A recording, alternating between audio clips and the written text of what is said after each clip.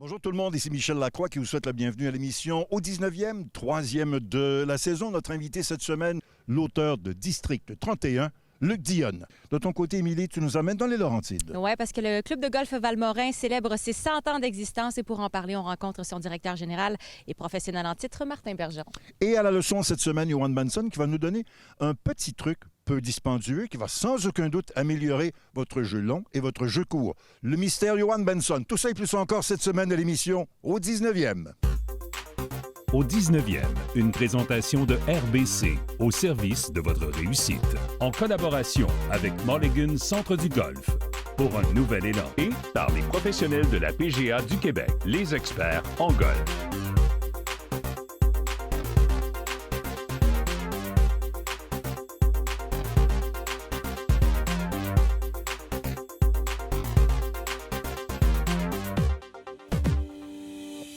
Le privilège d'être en compagnie de Luc Dionne, réalisateur et écrivain pour District 31. Oui. Le visage derrière toute la télésérie. Golfeur passionné ou golfeur à ses heures? Golfeur passionné, mais depuis le début de l'aventure du 31, c'est plus golfeur à 16 heures parce que, évidemment, j'écris beaucoup, hein, donc j'ai moins le temps de jouer, mais ça me donne l'excuse parfaite. T'sais, quand je joue mal, je me dis, c'est pas de ma faute, j'ai pas le temps de jouer, j'écris, mais... Non, je trouve que ce que j'aime beaucoup du golf, c'est qu'il y a un trou, il y a une balle, puis choque-toi pas. Fais ce que tu veux. Pète un plomb, fais une crise de nerfs. Faut que tu mettes la balle dans le trou. Puis Peu importe. le trou, il attend. Il attend sa balle. Voilà. Mais j'aime ça, c'est simple, c'est quasiment poétique. Oui, c'est ça. Dans mon cas, on n'a pas le choix de faire ça simple, parce que si on commence à faire ça compliqué... Non, c'est ça. Comment tu as découvert le golf, Luc? Qui t'a initié, peut-être? La famille? En fait, c'est un ami qui voulait que je rentre dans un terrain de golf qui est situé dans les Laurentides, pas très loin de chez moi, qui s'appelle le Balmoral. Puis je suis devenu membre au golf parce que je suis tanné qui m'achale. Et j'étais complètement terrorisé. Et, terrorisé du sport? Oui, de jouer. Écoute, j'étais allé jouer avec des golfeurs quand t'es pas un golfeur, tu sais. Mais je suis un gars j'ai un petit côté, j'ai un toc un peu, je suis un perfectionniste, fait que je me suis mis à prendre des leçons, puis j'ai frappé là, des milliers, puis des milliers, puis des milliers de balles. Je me souviens à l'époque, je partais le matin à 7 heures, puis je frappais des balles jusqu'à temps qu'il fasse noir le soir, puis tranquillement en écoutant de la musique. Puis c'est comme ça que j'ai commencé à apprécier le golf. Puis c'est toujours pareil, le golf, c'est pas, c'est jamais comment on joue, c'est toujours avec qui on joue, tu sais. C'est d'abord et avant tout du plaisir. Puis, puis moi, j'ai eu la chance dans ma vie de jouer avec de très, très bons golfeurs, là, puis des professionnels. Puis je connais beaucoup les gens du golf, du milieu du golf. Donc, aujourd'hui, c'est pas quelque chose qui m'impressionne. C'est beaucoup plus pour la détente, le sport, s'amuser. Puis quand il faut être sérieux, je suis capable d'être sérieux au golf aussi, là. C'est ça, d'abord et avant tout, c'est les amis, puis voilà. Tu as côtoyé des artistes, des golfeurs professionnels. Oui. As-tu des anecdotes que tu te rappelles ou peut-être des parcours que tu as foulés? En fait, moi, une des expériences de golf que j'ai aimé le plus, dont je vais me souvenir toute ma vie, c'est en 2013, je suis allé au Master. J'ai eu la chance de voir le Master. C'est le paradis? J'ai des amis comme Denis Arcand qui, lui, a joué le parcours d'Augusta National. Moi, j'ai été au tournoi, ça a été mémorable. Je suis arrivé là, on a été reçus à l'époque par Condoleezza Rice, qui était une des deux femmes à l'époque. Membre, oui. Ouais. Puis je suis rentré sur le terrain, puis je suis parti à rire parce que tout est vert, le même vert, mais partout. Vert.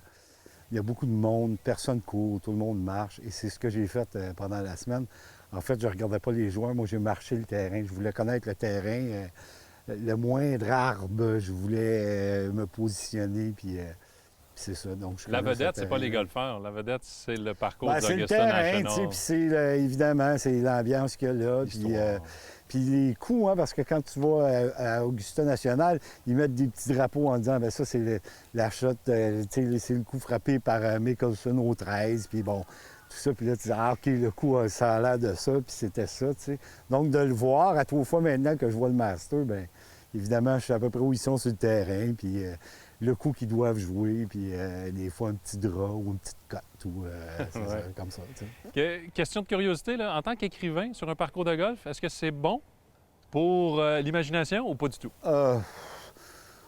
Non, moi, quand j'arrive sur un terrain de golf, je pense au golf, puis quand j'arrive dans le bureau, je pense pas au golf, je pense au travail. Tu sais, je sépare les deux. Tu sais. C'est sûr que si on veut me faire mal jouer au golf, là, on commence à me parler d'écriture, c'est sûr que je vais me mettre à frapper partout parce que je suis pas dans cet état-là, là, mais non, mais sinon, tu sais, c'est toujours un plaisir. Mais je me répète un peu, mais c'est surtout ça, c'est de jouer en compagnie d'amis, puis d'avoir du plaisir. Tu sais, le golf, c'est... Je gagne pas ma vie avec ça, moi, c'est ça la beauté de l'affaire, tu sais. Quand c'est ton métier, ça peut devenir un peu choquant, jouer au golf, mais c'est pas mon métier. Alors, Je termine avec 5 questions éclairs. Oui, vas-y. Voiturette à main ou voiturette électrique? Ça dépend de ce que je fais. Préférence? Préférence, j'aime mieux marcher, mais je peux pas marcher souvent parce qu'il faut que j'écrive, puis faut que je joue vite. Le temps. Oui, le temps. Au 9,5, hot dog ou sandwich? Hot dog. Hot dog. Saucisse, pas de pain. C'est bon. T'as 1h30 devant toi. Oui. Terrain d'exercice ou 9 trous? Terrain d'exercice. Jack Nicklaus ou Tiger Woods? Arnold Palmer. Oh, la première, celle-là. Et puis, finalement, tournoi des maîtres, j'ai l'impression que je la sais, ou Omnium britannique. Tournoi des maîtres. Luc Dionne, ça fait un plaisir. Bonne saison. Moi de même, merci beaucoup. Émilie, c'est le temps de notre question quiz et on parle d'anniversaire. Ça a été l'anniversaire de CV Ballesteros qui est né en avril 1957, décédé en 2011. Il a une carrière qui aurait valu une saison de questions quiz, en fait. Oui, effectivement, le golfeur espagnol qui a été vraiment une figure dominante dans les années 80. Il a aussi été un ambassadeur hors pair pour le sport. Il faut se souvenir qu'il a eu son mot à dire dans le long processus qui a mené au retour du golf aux Jeux olympiques. C'était en 2016. Alors voici la question quiz de la semaine. Quel événement majeur CV Ballesteros a-t-il remporté le plus de fois? A. Le tournoi des maîtres. B. L'Omnium américain. Ou C. L'Omnium britannique. La réponse, après la pause. Avant la pause, on vous a demandé quel événement majeur CV Ballesteros a-t-il remporté le plus de fois? Eh bien, la réponse est C. Ballesteros a remporté à 3 occasions l'Omnium britannique, 2 occasions le tournoi des maîtres pour un total de 5 événements majeurs. Statistique intéressante à propos de CV Ballesteros à la suite de ses victoires à l'Omnium britannique. Il tirait de l'arrière par 2 à chacune de ses victoires, la plus éclatante probablement en 1984 avec cette pose caractéristique à la Ballesteros qui nous a peut-être rappelé un petit peu une pose semblable de Payne Stewart lors de l'Omnium des États-Unis. Mulligan Centre du Golf présente la capsule équipement. Mulligan Centre du Golf pour un nouvel élan. Salut tout le monde, bienvenue à cette chronique équipement, toujours en compagnie de Sylvain Raby, maître ajustant chez Mulligan Centre du Golf. Sylvain, on a du pain sur la planche cette semaine, beaucoup de fer. On va en parler pour les 2 prochaines émissions. On s'attarde principalement aux fers de catégorie développement, c'est-à-dire les têtes les plus volumineuses, les plus indulgentes, bref, pour la masse en général. On commence avec Titleist, qui a ses 2 modèles les plus indulgents, le T400 qui a été lancé en 2020 et le T300, lui, qui a été lancé dernièrement. Parle-nous du T300. Écoute, le T300, ils ont amélioré le Max Impact, qui est un polymère qui va faire que les sensations sont meilleures, meilleur transfert d'énergie. Il y a aussi 40 de tungstène au niveau de la semelle. De plus que l'année dernière, de l'année d'avant. Et puis, il y a la fameuse face qui est faite différente pour chaque bâton. Donc, épaisseur. La variabilité, ce qui fait en sorte qu'on augmente la réactivité. Là. Oui. On écoute Marnie Innes de Titleist pour nous parler justement de la technologie derrière le T300. This is, of course, our largest, most forgiving setup here in the T-Series, other than the T400, of course. But we've changed a couple of things here as well about the Max Impact design. So we've gone from, I don't know if you remember the previous T300, the core support kind of came off of the backside of the iron. It was kind of almost an external feature which dove back into the cavity. So, a lot of people gave us feedback on how that looked, especially from address, but some of the long irons, you could kind of see that on the backside of the iron. And so we challenged ourselves, hey, can we clean that up and still give ourselves similar to better performance. And so this construction was a result of that. So it's now what we're calling a cantilever support. So instead of it being really part of that main wall outside part of the body, it's now a completely separate cantilever bar extending off the inner part of the sole, parallel to the face, which then supports the polymer core up against the face insert.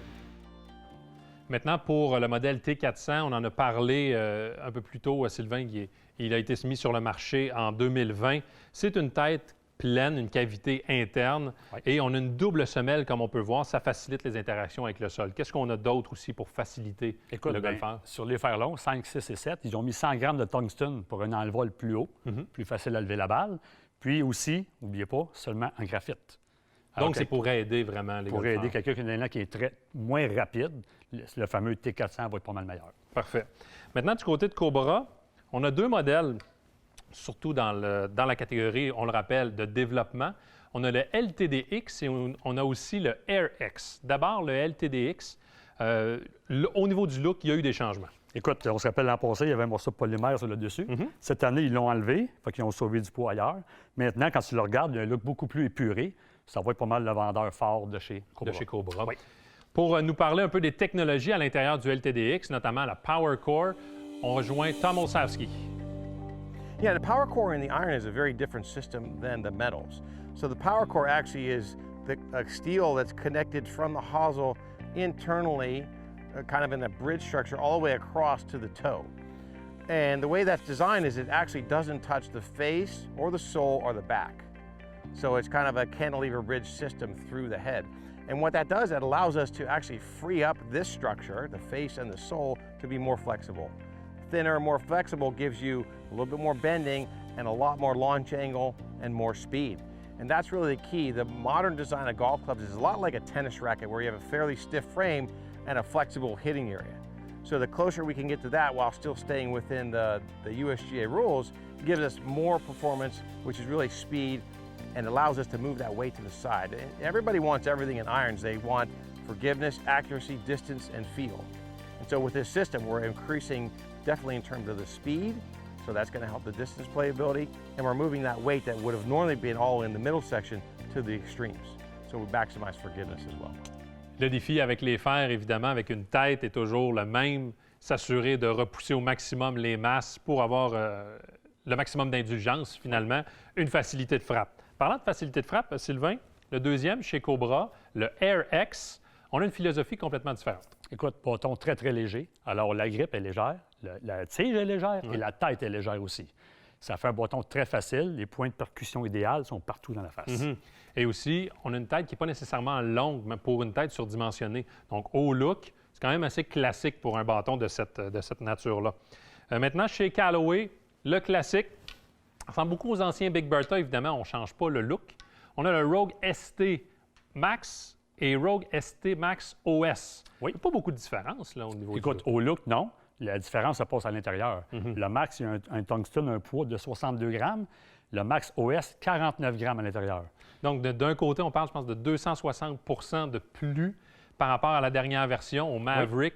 Et l'autre, c'est tout près de 200 %. Donc, franchement, impressionnant. Et on a aussi d'autres technologies que l'on a vues pour les bois de départ, également dans les phares. Il y a la fameuse Face Cup, et ça a été fait par l'intelligence artificielle. Alors, il n'y a pas un bâton qui a le même sweet spot idéal. C'est plus facile d'un bâton à l'autre. Donc, il est idéal pour chacun. Pour chacun. Pour chacun des fers. Ce qui est intéressant aussi, c'est la mousse à l'intérieur que l'on a injectée. Ça monte jusqu'à la 6e rainure. Donc, ça devient quand même intéressant au niveau du son et des sensations.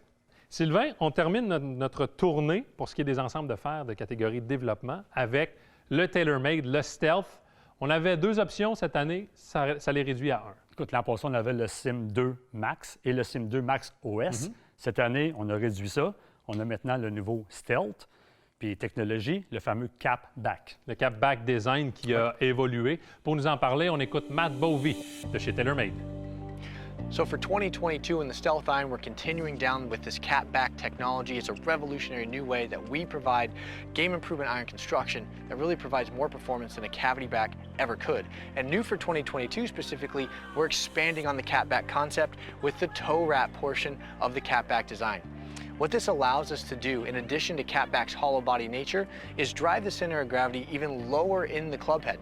And by bringing that center of gravity low, it means your sweet spot moves lower on the face, you naturally capture more shots, and it makes the club easier to get in the air. The way catback does that is we create a hollow body space inside the club head, which means the face is more free to move than it's ever been before because nothing is bonded to the back of it. We get this great clean aesthetic, and inside we also have technologies to provide forged iron-like feel in addition to the speed pocket working in conjunction with the catback design to really provide as much flexibility in the face, which is what provides golfers with ball speed and forgiveness. C'est certain que l'objectif est d'avoir des technologies qui travaillent l'une avec l'autre et non l'une contre l'autre. Et ça fait partie de l'évolution de chacun des bâtons. À chaque année, les ingénieurs apprennent année après année. Sylvain, merci beaucoup pour ces explications. Plaisir. On se voit la semaine prochaine. On reste dans les fermes, cette fois du côté des catégories performance et distance. À la semaine prochaine, tout le monde.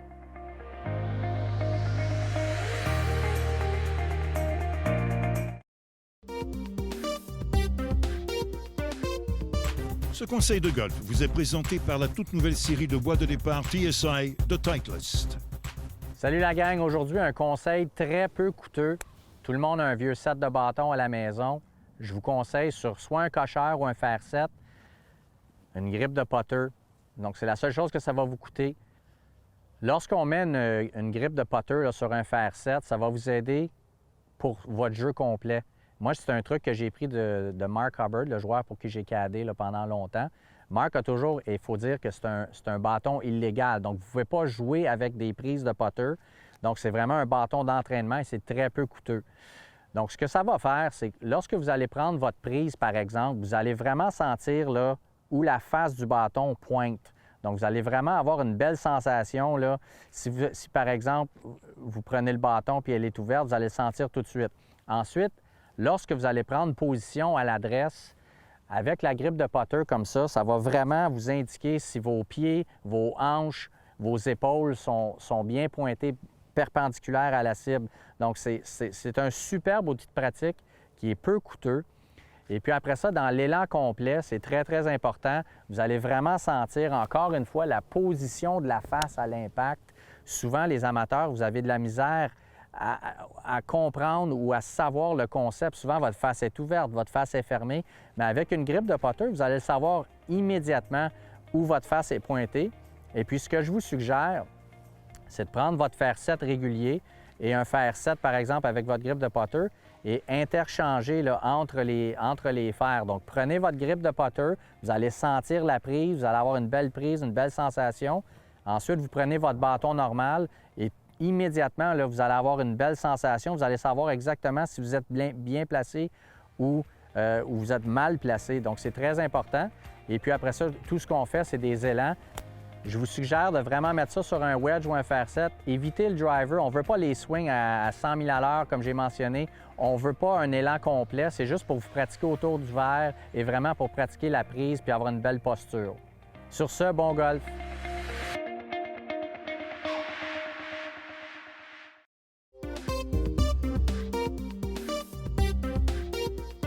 Au Québec, peu nombreux sont les clubs de golf qui peuvent se vanter d'avoir un siècle d'existence. Eh bien, c'est le cas maintenant du club de golf Valmorin qui célèbre son centenaire.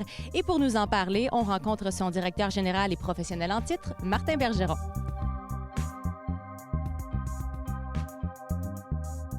Le plus grand défi du club de golf Valmorin, je pense, c'est son étroitesse. Dans le fond, le terrain est très étroit, divisé en 3 sections. Du trou numéro 1 au trou numéro 7, c'est plus un terrain avec des armatures un petit peu plus larges, assez plat. Ensuite, de 8 à 13, on appelle ça le Amen Corner. Donc, des trous avec beaucoup d'eau, beaucoup de zones à pénalité. Ça, c'est vraiment important de garder la balle en jeu parce que là, ça peut faire mal. Et ensuite, on termine à partir du trou numéro 14 au trou numéro 18 avec encore des armes matures assez grands, assez hauts. et aussi avec un petit peu plus de côte. Mais malgré que le terrain à Valmorin, malgré qu'on est entouré de montagnes ici, le terrain est relativement plat, à part peut-être 2 côtes qu'on retrouve sur les 6 derniers trous du parcours. On a 125 nouveaux membres cette année, donc on a dégagé beaucoup plus de revenus. Et avec ça, on a investi 250 000 en nouvelles machineries et ou aussi en produits, en fongicides, en agents mouillants. Et ça nous a permis d'avoir une meilleure qualité de terrain. Il était déjà très bonne avant, mais là, maintenant, on est une coche un petit peu plus haut. Cette année, on a une augmentation de 125 nouveaux membres. Malgré tout ça, qu'on a 125 nouveaux membres, qui porte à 425 le chiffre total. On est quand même ouvert au public, réservation 4 jours d'avance. On a même un forfait qui est golf, voiturette et souper que les gens apprécient beaucoup. Fait que ça, les gens peuvent venir se détendre ici, souper sur la terrasse. Amélioration, on a fait, c'est des petites choses. On a amélioré au niveau des carpaths, des sentiers, essayer de mieux les définir, les mettre plus à niveau. On a coupé beaucoup d'arbres, des arbres morts qui étaient soit dangereux pour les clients, pour les joueurs, et aussi ça l'aide aussi à avoir une meilleure circulation de vent au niveau pas loin des verres ou à certaines places, et le golfeur retrouve sa balle beaucoup plus facilement. Côté trou signature, personnellement, moi j'en ai 2.